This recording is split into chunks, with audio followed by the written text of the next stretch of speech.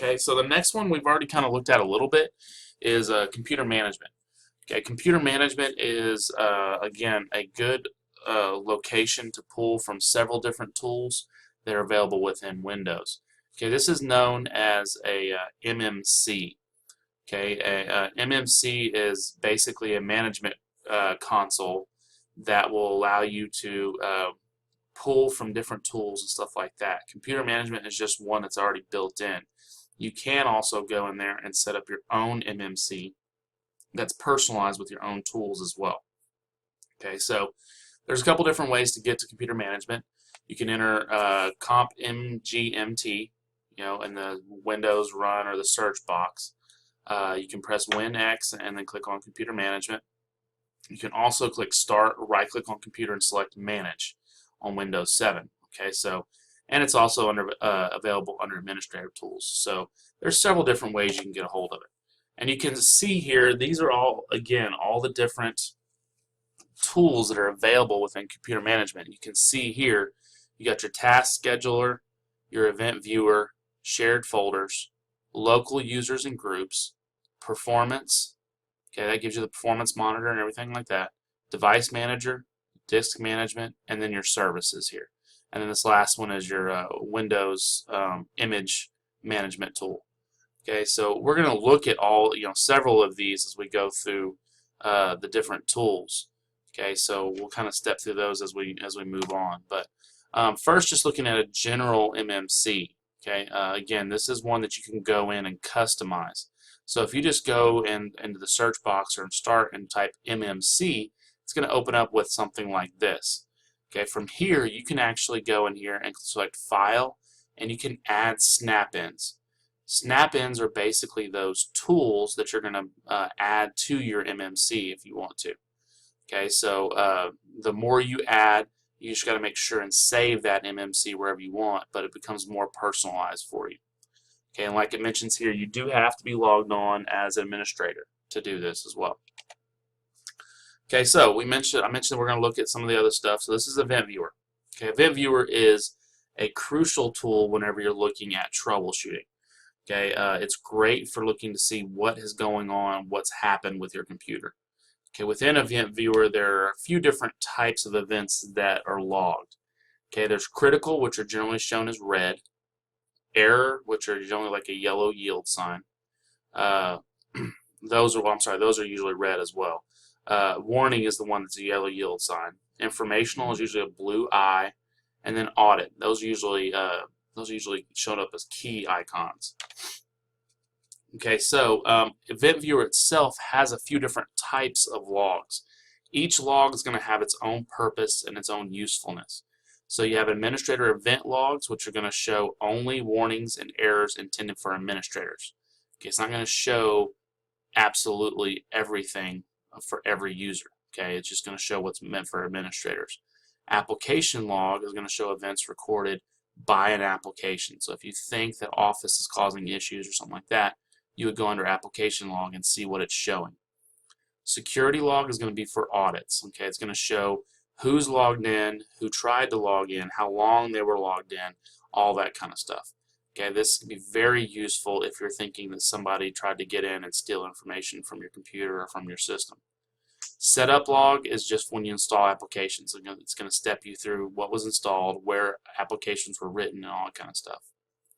System log is going to be probably one of the most commonly used because it shows you everything that's going on through Windows components, through the OS itself. Okay, so this is a great place to look if you think that there's issues within your system.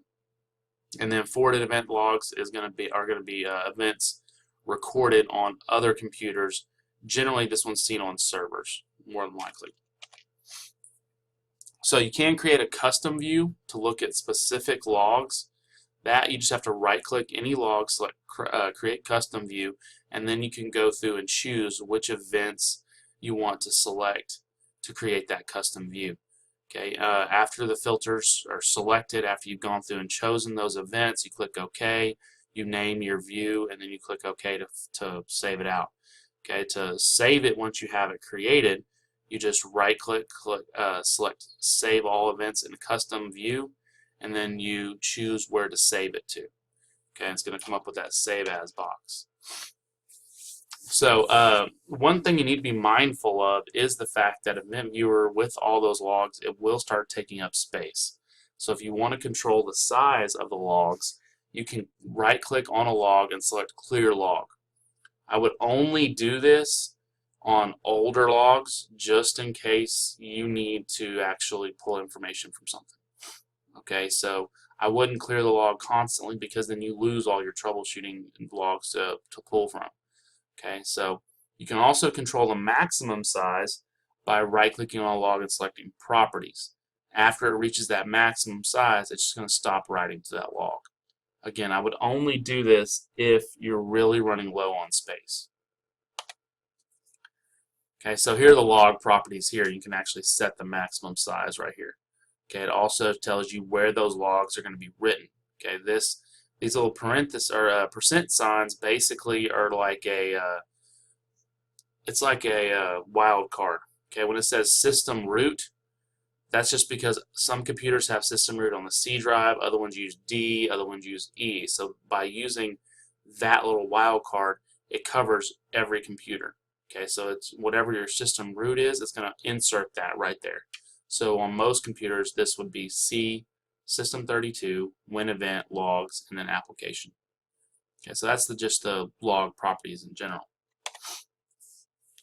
Okay, then we have print management. This is a wonderful utility within mostly servers, but it's a good centralized location to manage and troubleshoot all of your printers.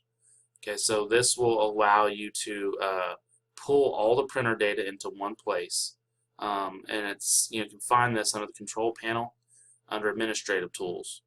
Okay, you can use it to look at all the print queues. You can actually look at whether or not a toner is low, if a printer's out of paper, all that kind of stuff. You can also do this to update your printers. You can use it to run inventory. So if you need to see how many print toners you need for next month or how many maintenance kits you need, this would be a great tool to bring all that information in together. Then we have Task Scheduler. Okay, this is great to be able to run a program within Windows without you having to actually manually go in there and kick it off. Okay, it'll automatically start a program, run a specific task, and then end that program. Okay, one application that uses this already is going to be that disk defragmenter that we've talked about. Okay, so that one is already set through Task Scheduler to run once a week at 1 a.m. on Wednesday. Okay, so we can go in and set up other applications to run as well. So this is a great way if you're visiting or working on somebody's computer and you know that they're not going to go through and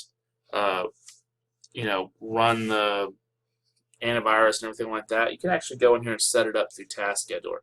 Okay, set it to run antivirus every 3 days, once a week or something like that, and then also to run the update program. That way you're pretty much guaranteed their computer is running as safe as can be.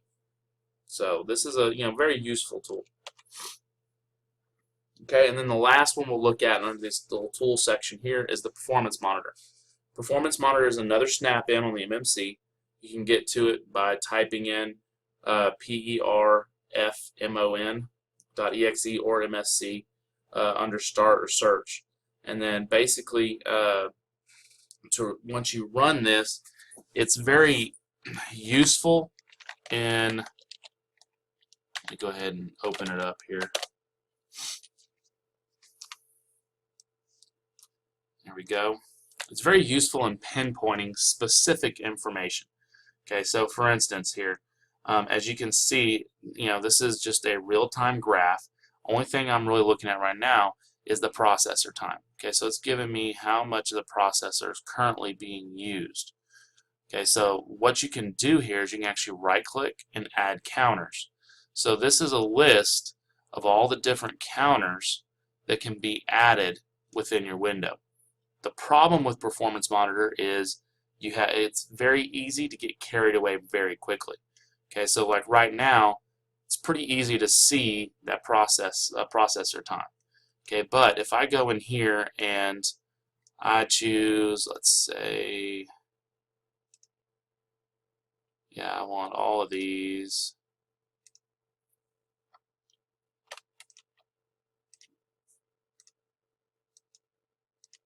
Let's say I want that one.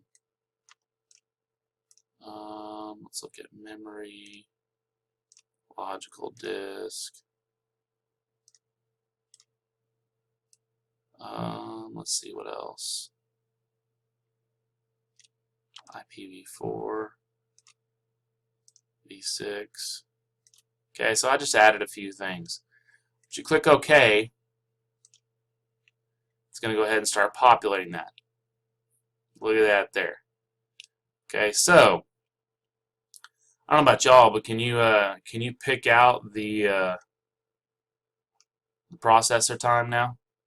Can you pick out the available kilobytes in the memory? Okay, it gives you the legend down here, but as you can see, the more you add, it starts going from just colors to dashed lines, longer dashed lines. You start getting into Morse code, basically. So really, right here, you get a lot of useful or useless information because it's just too much to pull from. Okay, you can't really decipher all this. So you've got to be careful how much you add within this performance monitor. Okay. In addition to this performance, to the standard performance monitor, you also have reports, which is just like it sounds, where you can actually pull information to see, okay, what was happening between 12 a.m. and midnight and 2 a.m. Okay, so you can actually pull that report. Or you've got data collector sets.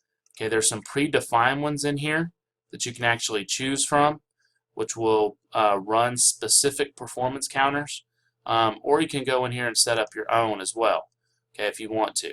But basically, these data collector sets are just collections of predefined counters within Performance Monitor. Okay, so very useful information that you can use.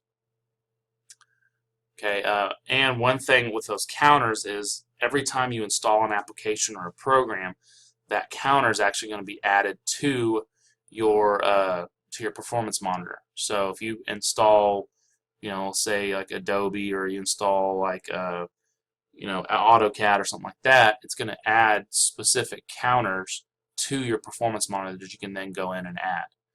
Okay, so it's pretty cool little program, but very easy to get carried away as well.